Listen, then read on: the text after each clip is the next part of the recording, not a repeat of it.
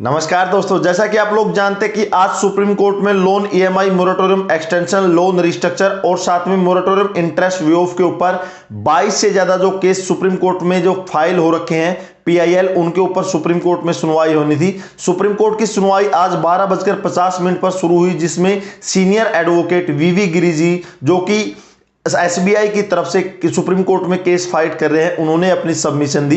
वीवी गिरी जी ने supreme court में अपने सबमिशन देते हुए कहा कि यदि कोई भी बोरोवर रिजोल्यूशन फ्रेमवर्क की पॉलिसी जो 6 अगस्त 2020 को रिजर्व बैंक ऑफ इंडिया ने रेजोल्यूशन फॉर फ्रेमवर्क के नाम से जो निकाली थी, सर्कुलेट की थी, अगर कोई भी बोरोवर जो उस पॉलिसी के लिए एलिजिबल है वो आगे 31 दिसंबर 2020 तक लोन रिस्ट्रक्चर के लिए अप्लाई कर सकता है।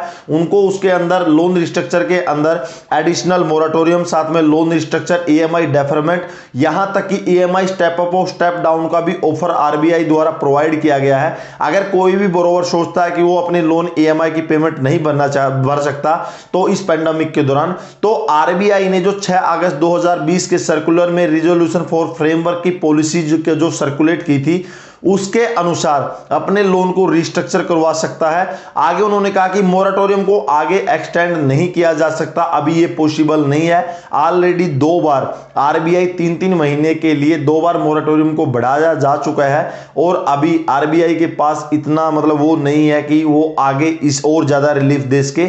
उसके बाद एडवोकेट विशाल तिवारी जी ने कहा कि अभी देखने से लग रहा है कि जो आईबीए है यानी इंडियन बैंक एसोसिएशन, वो रिजर्व बैंक ऑफ इंडिया को रिक्वेस्ट कर रही है कि जो रिस्ट्रक्चरिंग है, यानी आपको पता होगा कि रेजोल्यूशन फॉर फ्रेमवर्क की पॉलिसी का जो मैक्सिमम टाइम है लोन रिस्ट्रक्चर के लिए 31 दिसंबर 2020 आरबीआई ने मेंशन किया था कि उसको बढ़ाकर 31 मार्च 2021 तक करने जा रहा है। यानी विशाल तिवारी जी ने अपना पॉइंट रखा कि जो ये पॉलिसी है अभी रेजोल्यूशन फॉर फ्रेमवर्क की 31 दिसंबर 2020 को फिनिश हो जाएगी, तो इसको इधर फिनिश न होकर इसकी जो लास्ट डेट है 31 मार्च होना चाहिए। तो इसके बाद जैसे दोस्तों ये सुनवाई हुई, उसके बाद जो सुप्रीम कोर्ट है उन्होंने दोबारा फिर आप लोगों को या सभी बोरोवर को एक और डेट दे दी। सुप्रीम कोर्ट ने आगे कहा कि जो हम इस केस की दोबारा सुनवाई है अगले जो सोमवार है, मंडे को करेंगे, यानी 14 दिसंबर 2020 को कोर्ट में जो सुनवाई है दोबारा होगी।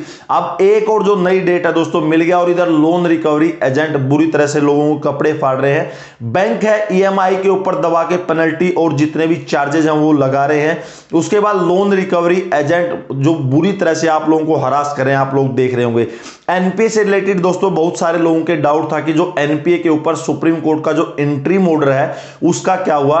सुप्रीम कोर्ट ने एनपीए के ऊपर जो इंटरिम ऑर्डर, आप लोगों को पता है कि जब तक सुप्रीम कोर्ट का कोई भी मोरेटोरियम एक्सटेंशन के ऊपर फाइनल जजमेंट नहीं आ सकता, कोई भी बैंक या एनबीएफसी कंपनी लोन ईएमआई को एनपीए नहीं कर सकती, वो अभी भी जारी है। यानी सुप्रीम कोर्ट का जो एनपीए ऑर्डर है कंटिन्यू अभी भी जारी है। सुप्रीम कोर्ट ने एनपीए ऑर्डर को नहीं हटाया है। अगर कोई भी बैंक या एनबीएफसी कंपनी आपको धमकी देती है कि आपके लोन ईएमआई को एनपीए कर देंगे अगर आपने पेमेंट नहीं की, तो उसकी पीडीएफ कॉपी आप डिस्क्रिप्शन से डाउनलोड कर सकते हैं। डिस्क्रिप्शन में लिंक है। मेरी वेबसाइट का जो सेकंड आर्टिकल है उसमें जो सुप्रीम कोर्ट का इंटरिम ऑर्डर की जो जजमेंट की पीडीएफ कॉपी आप डाउनलोड कर सकते हैं। तो दोस्तों अभी आप देख रहे होंगे कि सुप्रीम कोर्ट ने अभी 14 दिसंबर की और एक डेट पकड़ा दी, और मेरे को फाइनली लगता है कि 31 दिसंबर 2020 तक सुप्रीम कोर्ट का कोई भी जजमेंट नहीं आने वाला। तब तक जो रेजोल्यूशन फॉर फ्रेमवर्क की जो पॉलिसी है जो 6 अगस्त 2020 को रिजर्व बैंक ऑफ इंडिया ने प्रोवाइड की थी, उसकी लिमिट भी खत्म हो जाएगी, और 31 दिसंबर तक जो मोरेटोरियम की डिमांड थी वो भी खत्म हो जाएगी। लोगों के ऊपर बहुत सारी पेनल्टियां ऑलरेडी लग चुकी है, और 31 दिसंबर तक बहुत सारे लोगों के ऊपर और ज्यादा जो बर्डन आ जाएगा।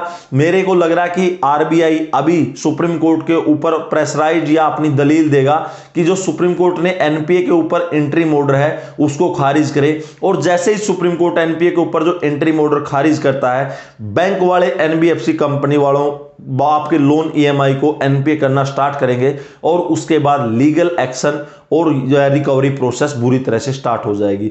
तो दोस्तों आज की अपडेट में तो कुछ नहीं मिला, एक डेट मिल गई 14 दिसंबर। नेक्स्ट देखते हैं कि 14 दिसंबर को क्या होता है। तब तक के लिए जय हिंद, वंदे मातरम। अगर वीडियो अच्छी लगी है तो लाइक कर दीजिएगा, अगर कोई कमेंट है तो कमेंट सेक्शन में कमेंट कर दीजिएगा। नेक्स्ट वीडियो में दोस्तों फिर आपसे मिलेंगे, तब तक के लिए जय हिंद, वंदे मातरम।